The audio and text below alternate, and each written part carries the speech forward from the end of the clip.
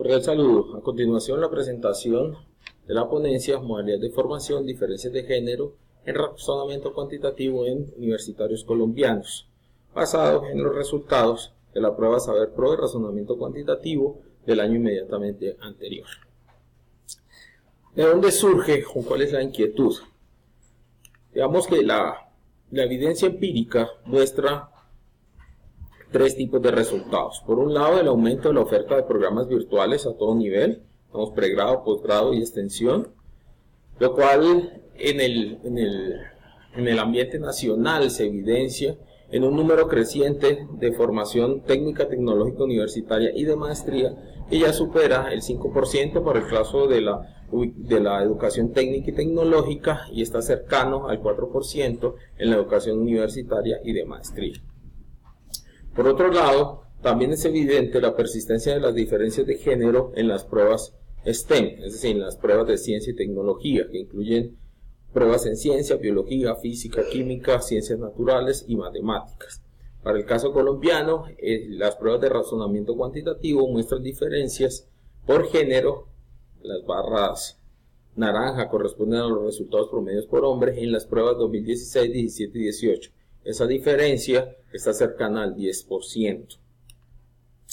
Asimismo, hay suficiente evidencia que muestra que los determinantes del logro educativo son disímiles y variados, pero que se pueden agrupar en características del individuo, de su contexto, pero también del entorno educativo. Es decir, la escuela también determina el logro educativo. ¿Qué hicimos? Lo que se hizo fue recoger los resultados de la prueba Saber Pro de razonamiento cuantitativo en el año 2018, que muestra diferencias en los promedios por modalidad. Es decir, en Colombia los programas de pregrado tienen modalidad a distancia tradicional, virtual y presencial. Grosso modo, por promedio, los resultados presenciales son mejores que aquellos en modalidad presencial y en modalidad virtual. Sin embargo, hay algunos casos en donde la virtualidad o bien iguala la modalidad presencial o supera esta misma, como es el caso en ciencias sociales, como es el caso de administración y en contaduría. Entonces quisimos mirar como el detalle de esas diferencias. Repetimos, por género y por la modalidad. Para hacer eso utilizamos un análisis de varianza multifactorial, ANOVA multifactorial o M-ANOVA. El AM es de multifactorial. Los análisis ANOVA fundamentalmente lo que miden son la relación entre la varianza entre dos variables que son independientes. Para este caso, entonces, quisimos mirar si la varianza de los resultados en las pruebas Saber Pro tenían algo que ver o bien con el género, o bien con la modalidad, o bien con el grupo de referencias, o bien con de dónde egresan esos estudiantes. Y posteriormente miramos unas interacciones entre esos factores. En términos de la ANOVA sin interacciones, pues hay unas diferencias que se explican por la modalidad, por el género y por egresar de ciertos programas o de ciertos grupos de referencia. Es decir, si un estudiante egresa de un programa de ciencias naturales, en promedio tendrá una diferencia de 29 puntos respecto a uno que egresa de administración. Asimismo, quien egresa de un programa presencial tiene 13 puntos a favor respecto del que egresa en las otras dos modalidades. Pero asimismo, los hombres tienen, si cogiéramos un hombre y una mujer, existe una probabilidad por encima del 90% que el hombre obtenga 8 puntos por encima que una mujer.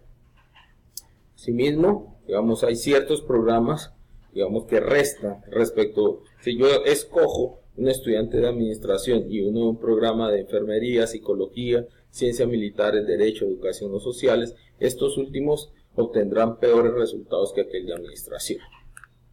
En términos de interacciones, favorece también a los hombres egresados de enfermería, los hombres egresados de virtual, los hombres egresados de educación y los hombres de economía. Pero estos puntajes son mucho menores, son entre 2 y 3 puntos.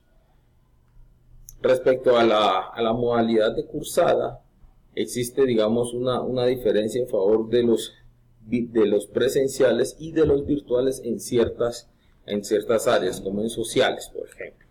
¿Sí? Ahora bien, ¿qué nos pueden decir esos resultados? Esos resultados fundamentalmente nos dicen es que en Colombia, a partir de las pruebas de 2018, podemos decir que existen diferencias por género en la prueba de matemáticas. También podemos decir que el grupo de referencia lo que hace es favorecer a los hombres y no a las mujeres, es decir, digamos, el efecto en favor de los hombres se agranda a través de los grupos de referencia, ¿sí? Pero la virtualidad suaviza esa diferencia, es decir, programas virtuales hacen menos significativa esa diferencia, es decir, la cambian de significativa a no significativa, e incluso en algunas partes está en favor de las mujeres. Eso nos lleva a hacernos preguntas como: ¿cuál es el mecanismo por el cual la virtualidad suaviza esas diferencias? O sea, ¿cómo es que la virtualidad hace que esas diferencias menguen o se eliminen, por una parte? Y lo otro es cuáles son las características que apoyan el efecto positivo de la virtualidad. Si es el efecto de ser mujer, si es que los que van allá ya tienen cierta disposición y preparación, si es que los que estudian virtual son más o menos responsables que aquellos de pregrado, quizás por la edad, quizás por cómo se exponen a eso. Eso era todo, muchísimas gracias.